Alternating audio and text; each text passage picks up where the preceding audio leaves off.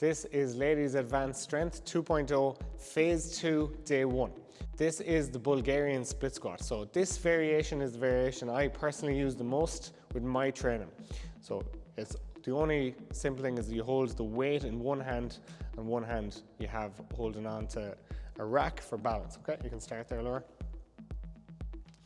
So you want to keep your chin down and neutral, squeeze the weight as tight as you can, shoulder blades back tight, and go start your set. So go for 10 reps. So the main thing with the Bulgarian split squat a lot of the time is balance. So that's kind of taken care of when you're holding on to something. It makes a huge difference and the exercise feels a lot different than if you're holding a weight in each hand. The second thing that's most important with the Bulgarian split squat is the distance you are from front foot to back foot. So I like the distance that's Laura is using there, which it's not too far forward or it's not too far back. So the further far back you go, the more your knee bends and the more quads you're going to use. The further you go forwards, the less your knee will bend.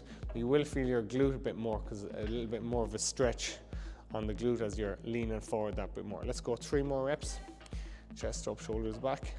So down to the bottom and snap up to the heel, down to the bottom and snap up to the heel. And what you're trying to reach here is half your body weight. So if you weigh 60 kg, that'll be 30 kg in either 2 hands or 1 hand. If you weigh 80 kg, that'll be 40 kg. So either 20 kg in each hand or 1 40 kg dumbbell. This is the lion leg curl. So lie face down there. So a couple of very simple coaching cues on this one that make a big difference. It's a machine, so there's not that much coaching in technique, but still a lot of people don't get the most out of it. So the first is to make sure your hips are in the right place. You can start the set there, Laura. So make sure your hips aren't too far back or too far forward, and that'll make a huge difference to how much you can bend your legs, which is the whole point of the exercise, is trying to get as much of a bend in your legs as possible, trying to get your heels up as high as possible, close to your ass, and to get the pad to touch your hamstrings. Okay. So once you're in the right position, then what you want to do is make sure that you're using full range of motion. The most important part of a leg curl, where your hamstring is working the hardest, is the top part where the heel is close to your hamstring or close to your glutes. So drive up as high as you can. Make sure you use full range of motion so that you're really feeling your hamstring burn. And then once you go all the way down, or 90% of the way down, it's the calf that'll be working more at the bottom range. Squeeze up to the top and really contract hard as you can. And go for 5 more reps. And another key point with the lion leg curl is you want to train it really, really hard. Your hamstrings are a fast twitch muscle fiber. They're going to respond very well to really intense sets. So make sure you're training it really, really hard. Do 1 or 2 warm-up sets and then 1 or 2 sets where you have nothing left in the tank afterwards. The spine isn't loaded, so it's very safe to train this movement to failure, so you can get really uncomfortable during your sets, which is a good thing. This is the military press.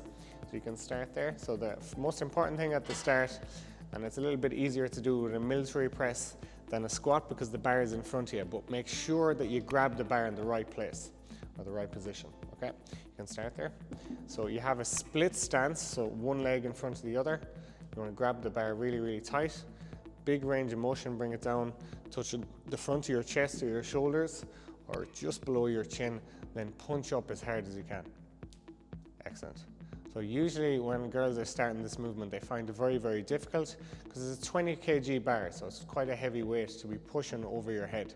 So you want to squeeze your glutes as tight as you can, screw your feet into the floor to create that little bit of tension and a really solid base. And even if you're starting with just maybe 3 sets of 4 or 5 reps, and over 2-3 months to bring that to 3 sets of 10 to 12 reps. That's brilliant strength progress across 3 to 6 months. This is eccentric chin-ups on the gymnastic rings, or on these orange handles which act as exactly the same. So you can start there, Laura. So really tight grip, and you want to jump up to the top and hold for 4 or 5 seconds at the top before you start coming down, okay? 3, 2, 1, up. Squeeze, legs up the back. If you can get someone to stop you shaking, that'll make a huge difference.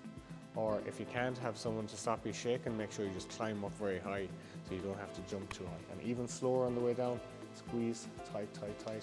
And this is the best exercise that you can possibly do for building up to your first chin up. So I like to do it with supinated grip. We'll go and do one more. Supinated grip, I like to do it pronated, which is a lot harder, and then on these rings. And if you do that while you're getting leaner and leaner and your percentage body fat is going down, it's usually only a matter of months before you can get your first chin up. Ready, 3, 2, 1, up. Hold tight at the top, stop yourself from swinging for 2-3 seconds, and then slow as you can lower yourself down. 5, 4, 3, 2, 1.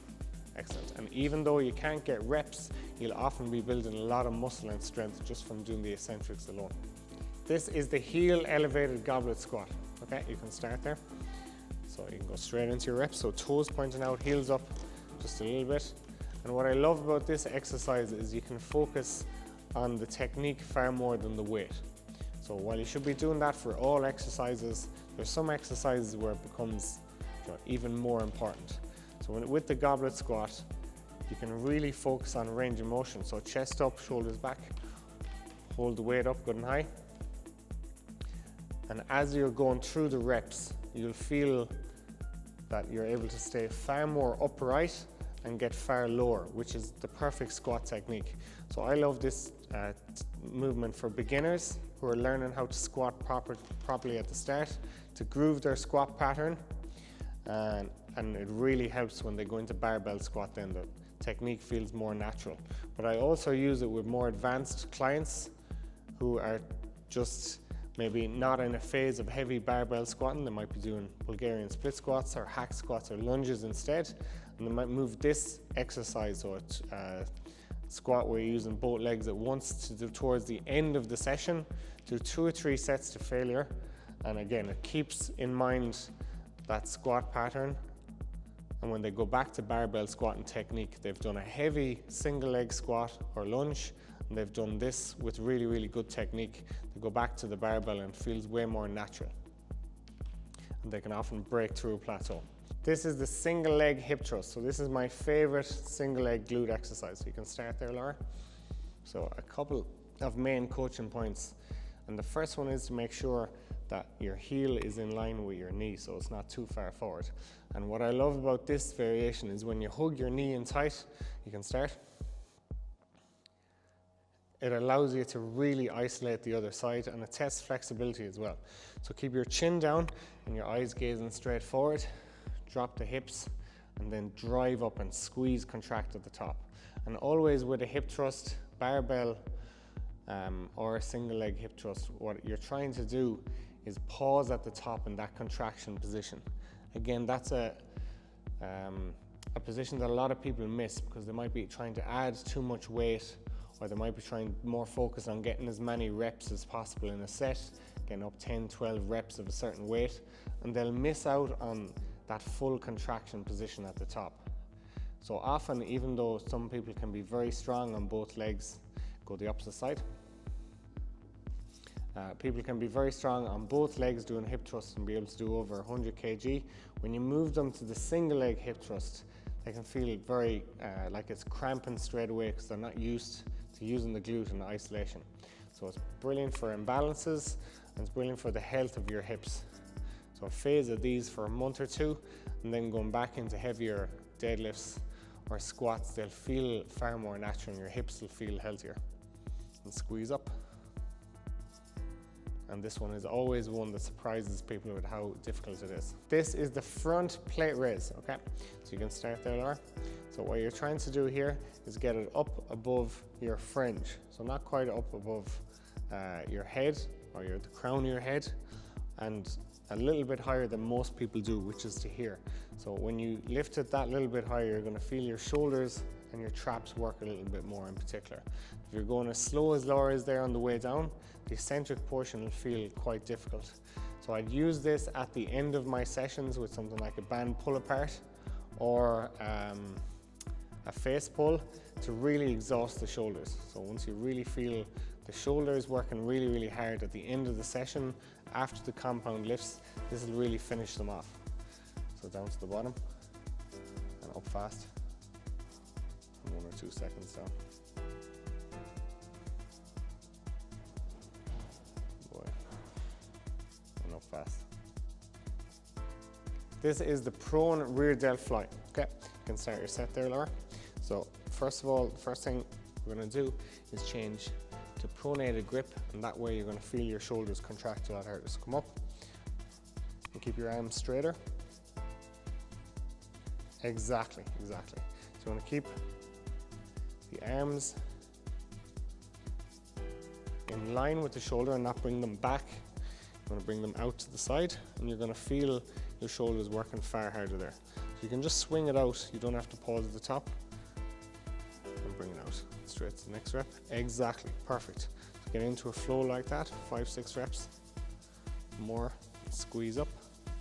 You'll feel the rear delts working really hard. So when you're in that position, prone on a bench, all the stabilization is taken care of and you're isolating the shoulder far more. Squeeze tight and pull up. And squeeze tight, pull up.